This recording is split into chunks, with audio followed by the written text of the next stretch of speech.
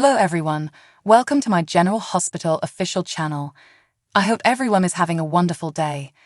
Before we begin, please hit the subscribe button and give this video a thumbs up. Curtis earned a standing ovation from Anneka and the rest of his team at the Savoy.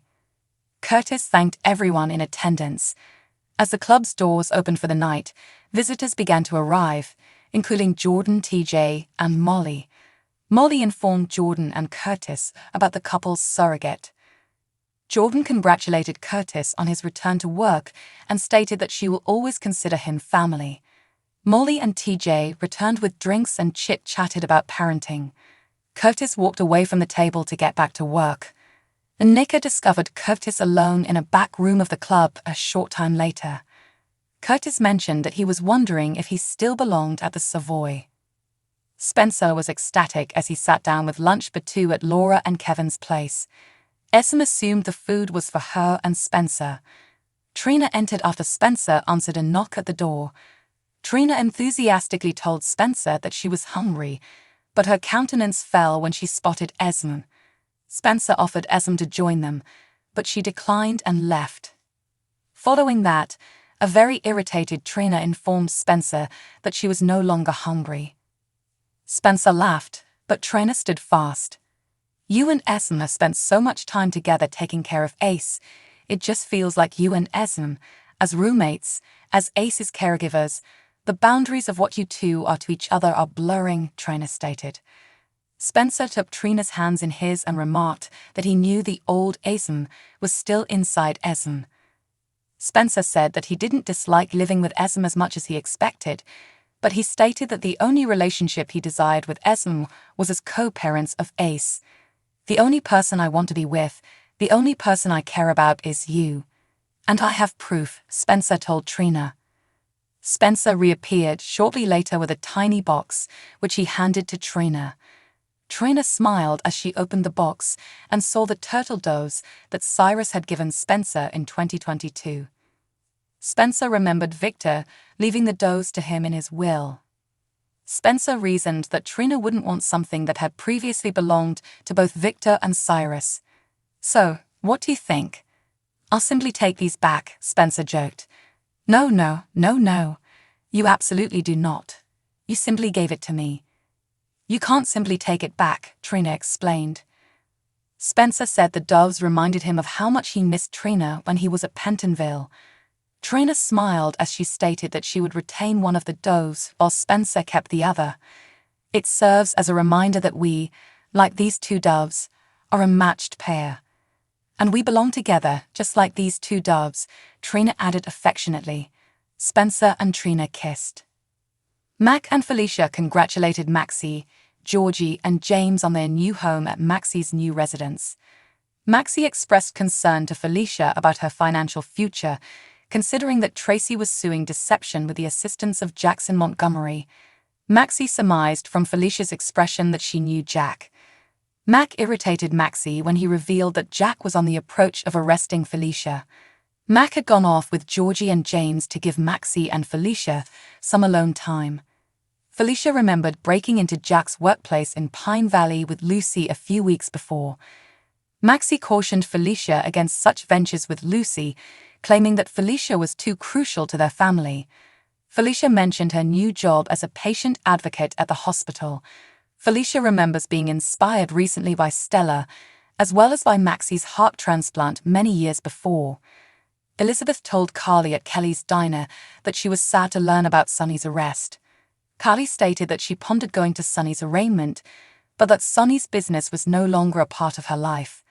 Esme walked in with Ace and asked for a menu. Elizabeth expressed her happiness that Esme and Ace were doing well. Jake assured Elizabeth that he would play softball with her, Finn, and Violet later. Elizabeth suspected something was amiss with Jake, who refused to explain why he didn't want to leave. Jake moved to another table after Elizabeth left.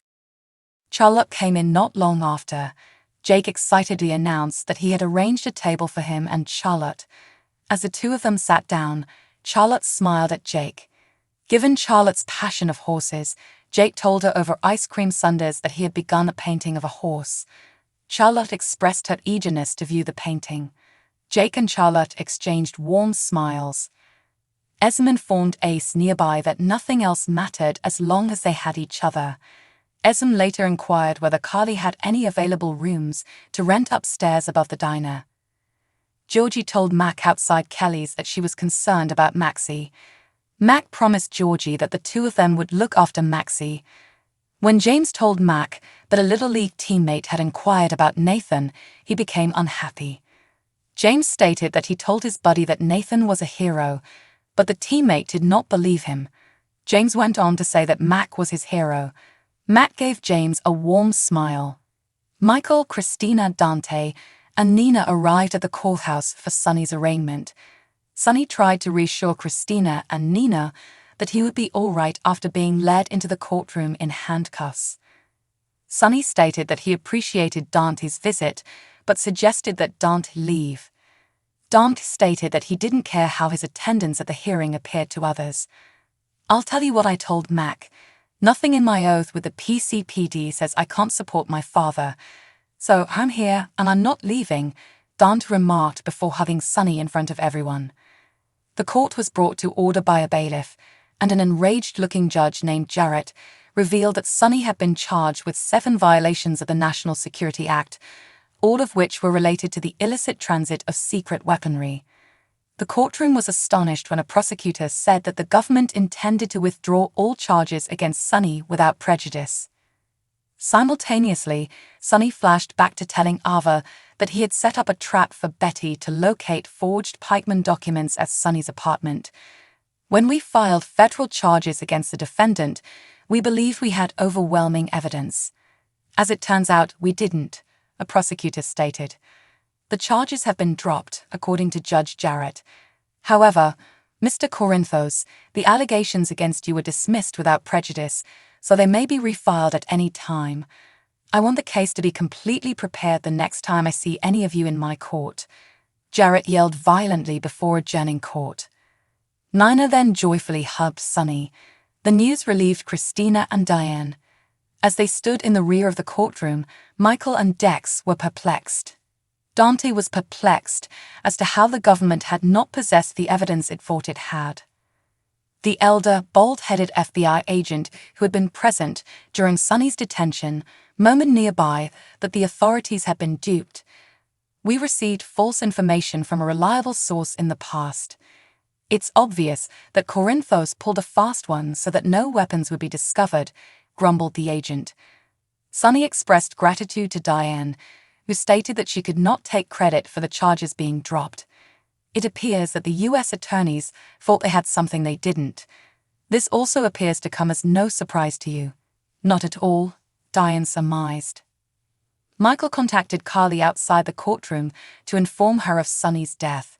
Carly felt relieved when she heard the news. Christina and Dante exited the room after praising Sonny. Nina inquired as to if Sonny was prepared to depart. Sonny begged Nina to grant him some time alone with Dex, who had been waiting for him. Sonny explained to Dex that the government would be forced to withdraw the charges against Sonny's crew.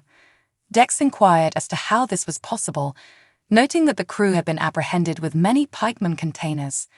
"Do you know what the feds discovered when they opened the crates?" "Amazing coffee beans," Sonny explained.